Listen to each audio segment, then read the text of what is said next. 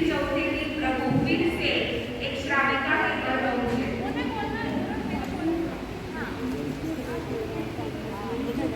महाराज ठंड बहुत है, एक कपड़ा स्वीकार कीजिए।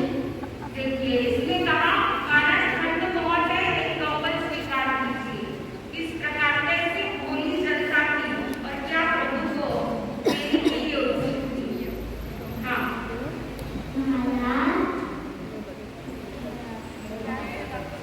मैं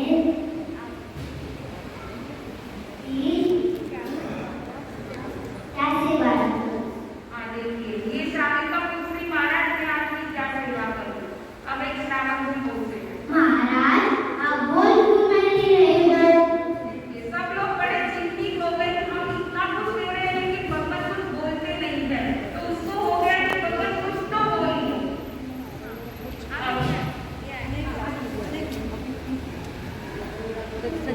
अब